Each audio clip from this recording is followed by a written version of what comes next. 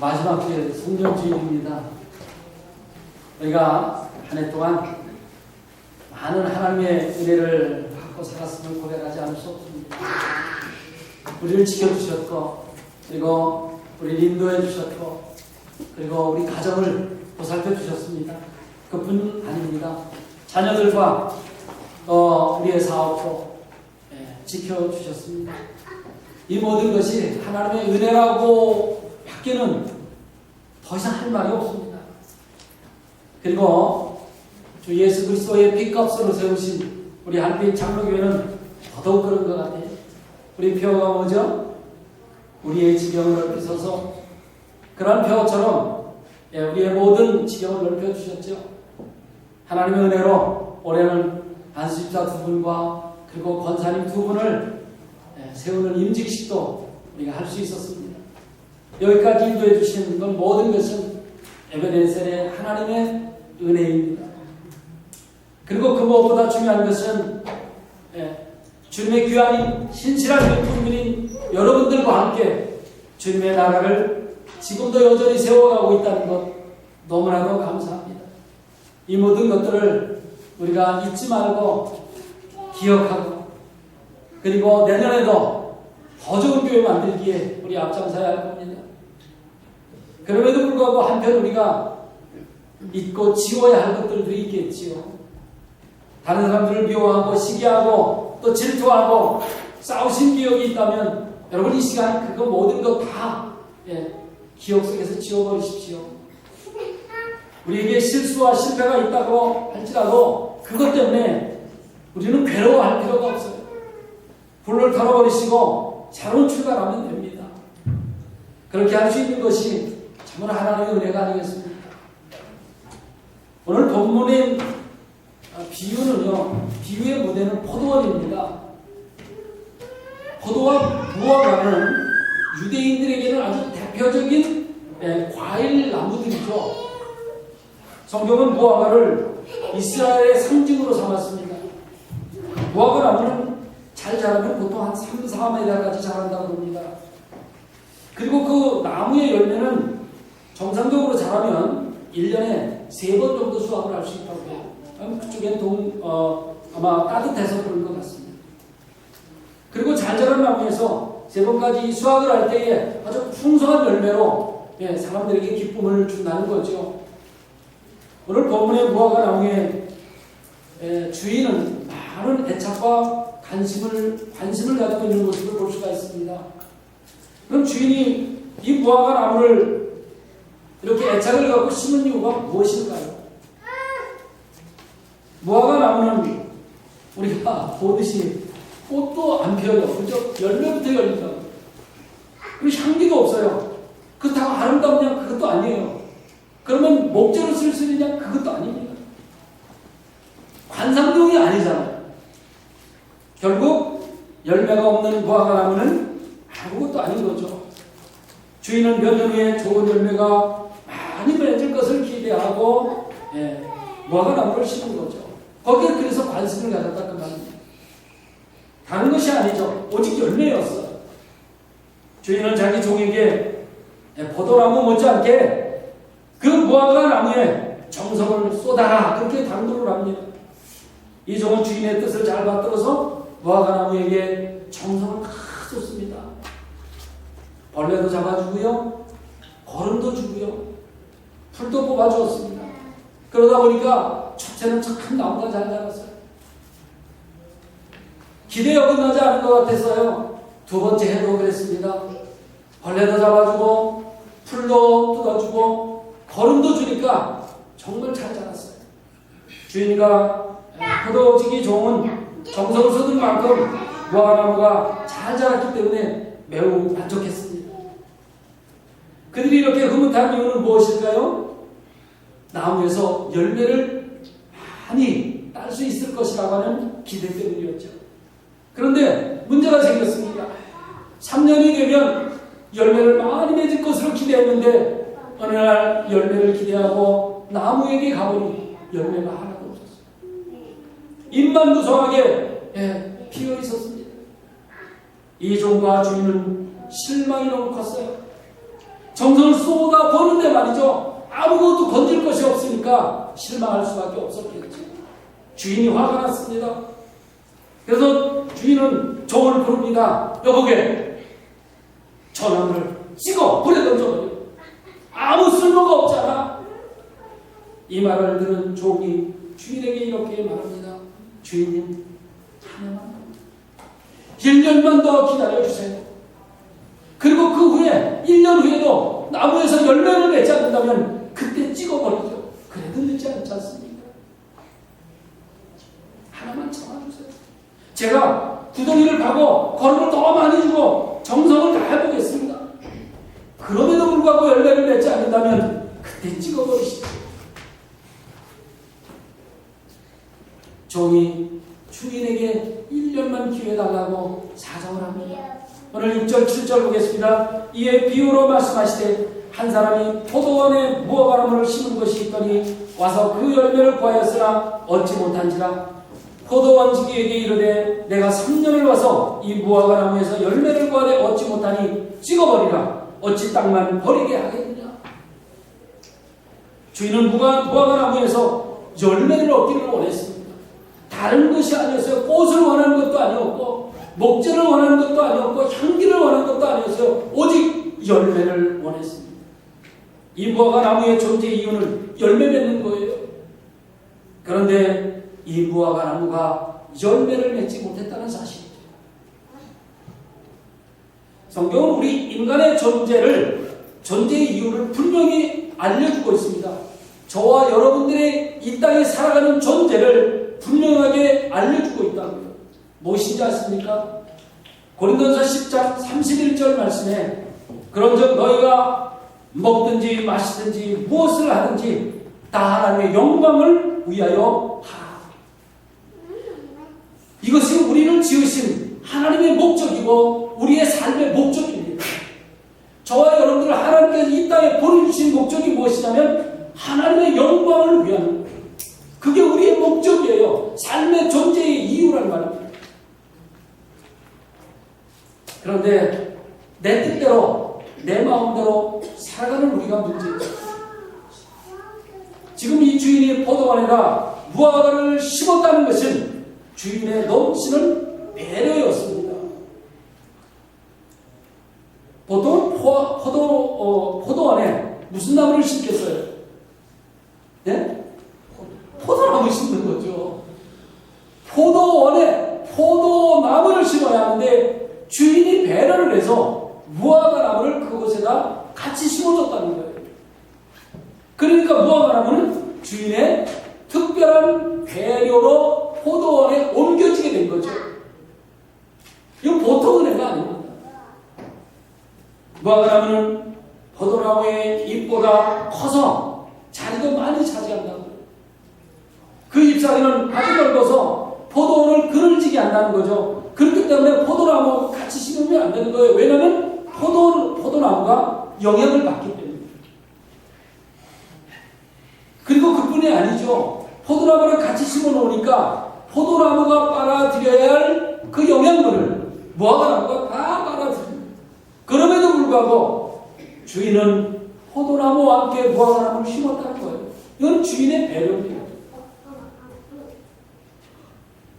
주인은 3년을 기다려 주었어요. 1년 기다렸고 2년을 기다렸고 3년을 기다렸어요. 열매를 기다리고 참아준 그러한 주인의 배려죠. 단순히 시간만 가도록 기다려줄 것이 아닙니다. 주인은 종을 시켜서 물도 주게 했고요. 벌레도 잡아주게 했고 거름도 주게 했고 풀도 뽑아주게 했어요. 그렇게 정성을 다 쏟아줬어요. 사랑을 부으면서 기다려주게 했죠. 무화과나무가 열매 맺기까지 주인은 정성을 다하면서 참아내고 인내해 주었던 겁니다. 저와 여러분들은 이 무화과나무와 같은 하나님의 배려, 하나님의 은혜를 입은 사람들이에요. 그렇기 때문에 우리는 하나님의 그 은혜를 늘 잊지 말고 기억하며 삶을 살아야만 합니다. 하나님께서는 멸망의 자식이요 마귀의 자식 같은 우리들을 하나님의 자녀로 받아주셨어요. 그리고 하나님의 자녀로 살 수 있는 특권도 허락해 주신 거예요. 저와 여러분들이 지은 죄를 독생자 예수 그리스도를 이 땅에 보내셔 십자가에 대신 죽게 하시고 그걸 믿는 자마다 하나님의 자녀로 삼아주셨단 말이에요. 이건 하나님의 놀라운 은혜요 사랑과 배려입니다.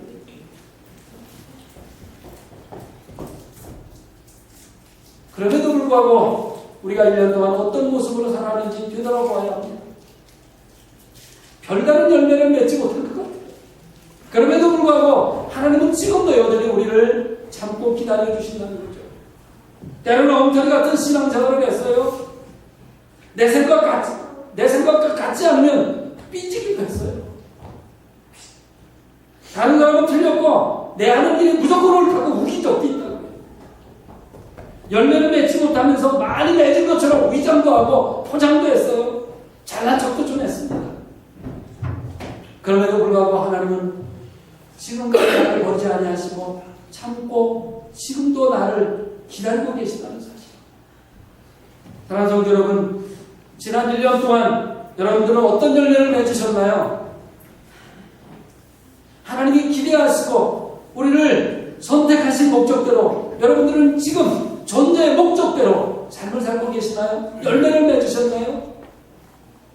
2019년도를 시작하실 때 여러분들은 하나님 앞에서 어떤 계획으로 어떤 결심으로 시작하셨습니까? 이제 2019년도가 오늘 밤에서 3일 남았습니다. 한번 되돌아보시죠. 그리스도인들이 맺어야 할 열매가 맺혀졌는지 한번 생각해 보시라는 겁니다. 우리 그리스도인들이 맺어야 할 열매가 두 가지가 있습니다. 하나는요, 내적인 열매고 또 하나는 외적인 열매입니다. 내적인 열매가 무엇일까요? 그것은 거룩한 삶의 열매를 이야기하는 겁니다. 베드로전서 1장 16절에 하나님은 이렇게 우리에게 말하십니다. 내가 거룩하니 너희들도 거룩하죠. 내가 거룩하니 너희들도 거룩하다는 거예요. 왜요? 우리는 하나님의 형상대로 지음받은 존재들이기 때문에 그렇습니다. 거룩이라는 말이 뭐예요? 구별됐다는 거예요. 구별되게 살아야 되는 존재로 만드셨다는 겁니다. 세상과 구별되게 살면서 열매를 맺어야 한다는 말이죠. 그러면 거룩한 삶을 사는 우리 그리스도인들이 맺어야 할 첫 번째 그 단계가 뭔지 아십니까? 회개하는 거예요. 예수님은 공생의 초기에 이렇게 말씀하십니다. 회개하라, 천국이 가까웠다. 회개 없는 바리새인들을 향해서 이 독사의 자식들아 라고 책망하셨다. 회개가 없는 열매는 하나님이 원하지 않으시는 거죠. 저와 여러분들에게 있어서 중요한 것은 교회 나왔다는 것이 중요하지 않습니까? 성경책 끼고 주의를 지켰다는데 그런 것이 우리에게 중요하지 않아요. 우리에게 중요한 것은 무엇입니까? 회개한 하나님의 사람이라는 것이 중요한 거예요. 하나님이 이런 회개하고 죄 용서함 받은 빚진 자들이 겸손히 순종하는 일이기 때문에 그런 거예요. 회개하고 일하는 사람들은요, 겸손하게 맡겨주신 일 끝까지 감당합니다. 그러나 회개하지 않고 일하는 사람들은요, 얼마나 잘 빚지는지 좀 하면 알아주지 않으면요 금방 삐져요. 그리고 안 해요. 심술을 부린다. 감사보다는 불평을 더 많이 하죠. 핑계가 막 써요. 그런 사람들은 오히려 하나님의 일을 방해하는 것과 똑같습니다. 그래서 믿음의 열매 이전에 우리에게 있어야 할 것이 회개가 있어야 합니다. 회개. 이것은 어떤 봉사 이전에 우선되어야 할 필수적인 과목이죠. 과정이에요. 그리고 여세 동안 열심히 일하고 하나님께서 복 주시기 위해 구별해 놓으신 그러한 날을 온전히 구별해서 하나님께 예배하는 자리를 우리에게 필요합니다. 이 날은 엿새째 되는 날과 연속된 날이 아니에요. 연결된 것이 아니에요. 그날은 오직 구별된 날이라. 우리가 성도잖아요. 구별된 사람들이잖아요. 그래서 우리는 구별된 날을 반드시 구별되게 지켜야 합니다. 여러분, 그래서 일요일을요, 토요일이 지나면 일요일을 우리는 무슨 날이라고 해요? 주일이라고 부르는 거예요. 우리는 일요일이라고 안 부르잖아요. 내일이 무슨 날이에요? 주일날입니다. 우리는 그렇게 말합니다.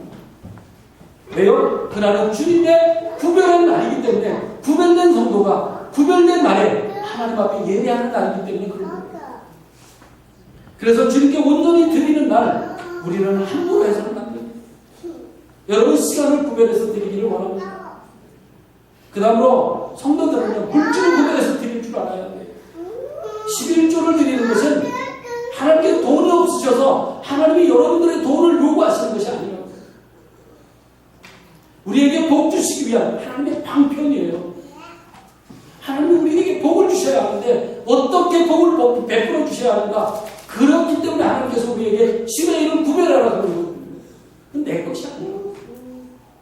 저는 지금까지 살아오면서 정말 하나님께 고백하고 또 제가 안증해야 할 일이 있다면 저는 제가 직장 다니는 그날부터 10의 1을 구별해서 드렸다. 지금까지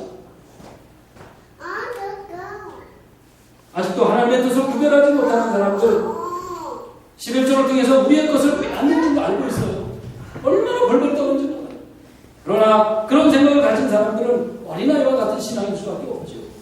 말라기 3장 8절 이하에 보면 11조를 구별해서 드리는 자에게 곳간에 복을 쌓아주시고 황충을 금하여 토지 소산을 멸하지 않게 하시고 열매가 기한 점에 떨어지지 않겠다. 그렇게 약속하십니다.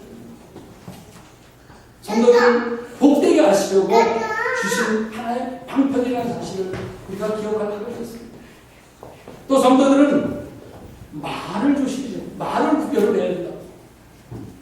더군다나 불평불만이 많은 사람들을 우리는 조심하며 살아야 돼요. 하나님의 나라는 말에 있는 것이 아니에요. 하나님의 나라는 능력에 있는 것입니다.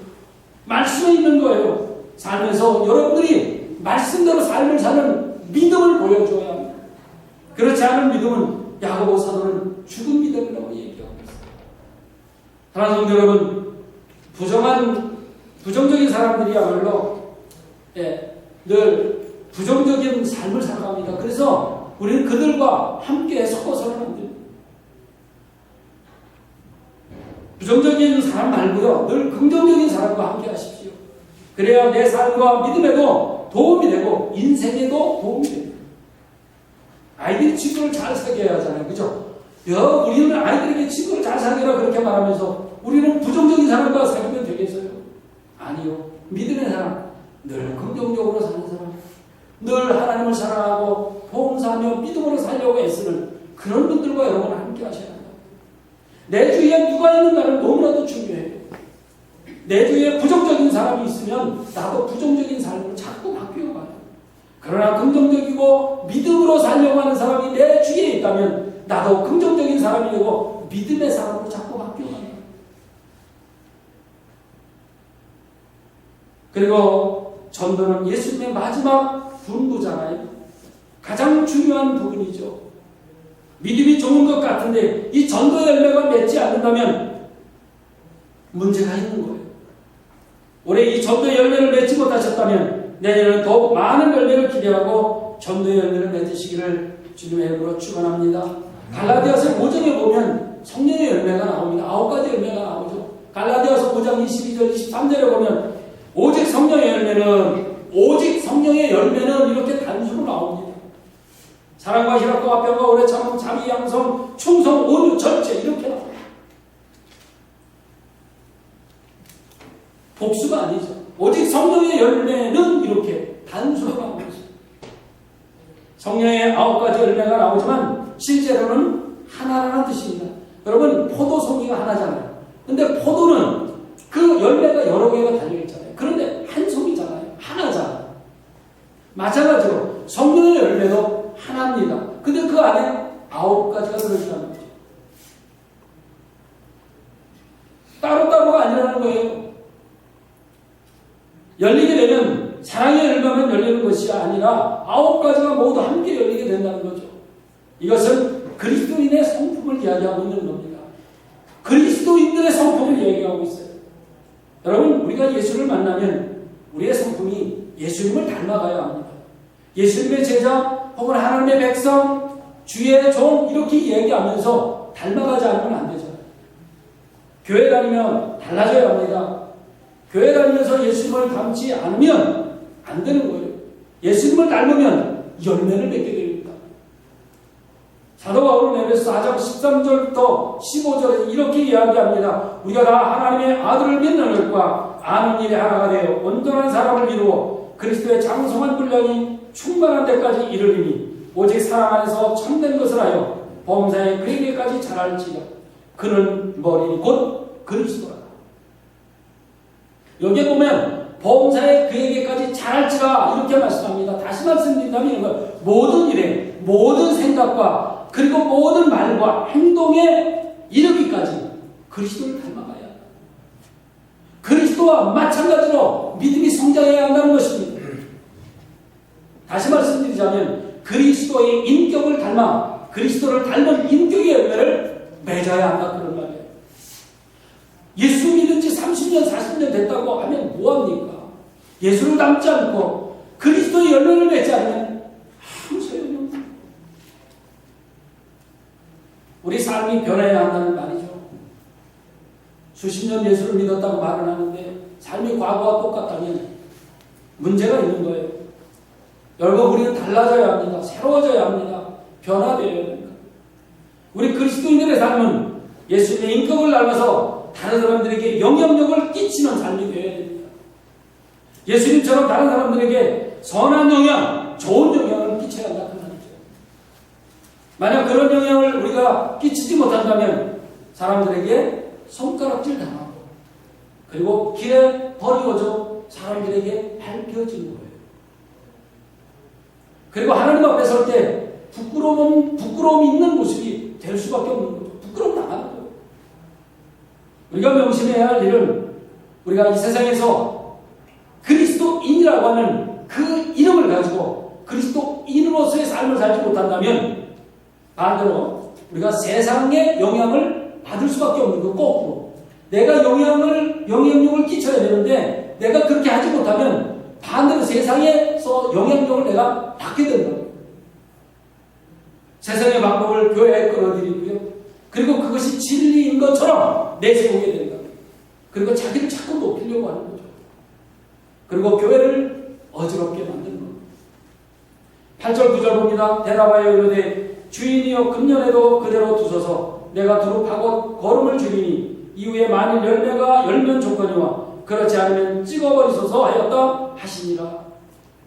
본문의 무화과나무는 열매를 맺지 못했음에도 불구하고 아직까지 찍어서 불에 던져지지는 않았어요. 아직 살아있습니다. 이 종은 주인에게 간청을 합니다. 주인님 1년만 더 잡아주세요. 1년 동안 제가 더 많은 애를 쓰겠습니다. 거름도 많이 주고요. 벌레도 잡아주고요. 풀도 깎아주고요. 그러니 주인님 1년만 더 잡아주세요. 그때 열매 맺지 않으면 찍어버려도 됩니다. 무화과나무의 운명은 1년만 더 기다려달라고 애원하는 이 종에게 달려있었습니다. 이제 무화과나무 어찌해야 될까요? 주인이 어떻게 지금 결정을 내릴까요? 이 비유의 이야기는 우리들의 이야기입니다. 열매 없이 살아가고 있는 우리를 이제 더 이상 기회가 없어지게 되었는데 예수님이 하나님 아버지께 이렇게 간청을 하시죠. 아버지, 제가 저들을 대신해서 십자가를 지겠습니다. 저들의 죄를 대신해서 제가 십자가에서 피 흘려 죽겠습니다. 저들이 믿을 수 있는 기회를 한번 더 허락해 주시지요. 참아주세요. 저들을 어떻게 해서든지 십자가 보혈로 변화시켜서 믿음으로 살게 하겠으니 1년만 참아주세요. 예수님이 십자가로 죄로부터 구원을 얻을 수 있는 길을 마련해 주신 것이죠. 또다시 1년의 생명을 우리는 연장받고 있습니다. 이것이 너희에게 주어진 마지막 기회야. 우리는 기회를 잃어버릴 뻔했는데 예수님이 아버지 하나님 앞에 간청함으로 말미암아 우리에게 기회가 다시 주어졌다는 거죠.